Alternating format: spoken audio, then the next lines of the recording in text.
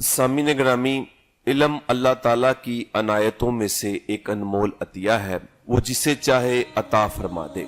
علم ظاہر ہو یا باطن، یہ توفیق الہی کے بغیر نہیں ملتا۔ اللہ جسے توفیق دیتا ہے اس کے دل میں حصول علم کا شوق ڈال دیتا ہے، تو جو شخص شوق کے ساتھ علم کو حاصل کرتا ہے، اللہ اس کے لیے علم کا دروازہ کھول دیتا ہے اور علمی پیچیدگیوں کو آسان فرما دیتا ہے۔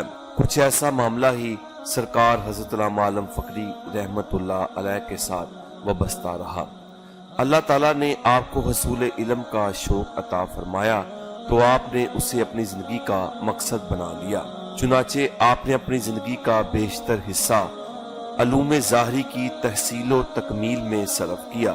اگرچہ آپ نے محدود چند علمی شخصیات سے ظاہری اکتساب علم حاصل کیا، مگر آپ کو چونکہ تصوف کے اسرار و رموز جاننے کا بڑا شوق تھا، اس لیے آپ بنیادی طور پر قرآن و حدیث اور صوفیہ کی بہت سی بنیادی کتب کا مطالعہ کرتے، جس سے آپ کے ذہن میں علم و فضل کی اللہ تعالیٰ کی رحمت سے کشادگی ہو گئی۔ آپ کو علم شریعت، علم طریقت، فقہ، علم القرآن، علم تفسیر، علم حدیث، علم طب، علم جغرافیہ، علم تصوف میں کافی مہارت حاصل تھی، اور یہ باتیں آپ کی تحریر کردہ کتب سے ثابت ہوئی ہیں۔ آپ کا مطالعہ انتہائی وسیع تھا اور بعض مقامات پر اپنی ذاتی فکر کی بنا پر بھی بڑی قابل قدر بات بیان فرما دیتے تھے۔ آپ بذات خود علم اور علماء کرام کے بڑے قدردان تھے، اور آپ کی ایک نمایاں خصوصیت یہ بھی تھی کہ اگر کوئی آپ کو کسی مسند علمی بنیاد پر کوئی مشورہ دیتا تو آپ اسے فوراً تسلیم کر لیتے۔ یہی وجہ تھی کہ آپ علمی جگروں میں بہت کم الجھتے۔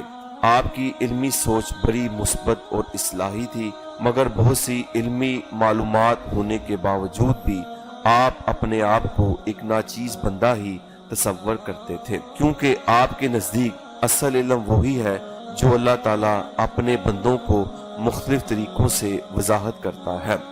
علم کی کوئی حد نہیں، اس لیے آپ کا کہنا تھا کہ کسی چیز کے بارے میں جو بات معلوم ہو جائے اسے غنیمت جاننا چاہیے۔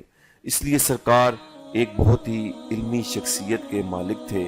آپ نے جو علمی کام کیا، بڑی بڑی علمی یونیورسٹیاں وہ کام نہ کر سکیں جو سرکار حضرت علامہ عالم فقری رحمت اللہ علیہ تنہا کام کر گئے۔ اللہ تعالیٰ آپ کی تعلیمات پر عمل کرنے کی ہمیں توفیق عطا فرمائے۔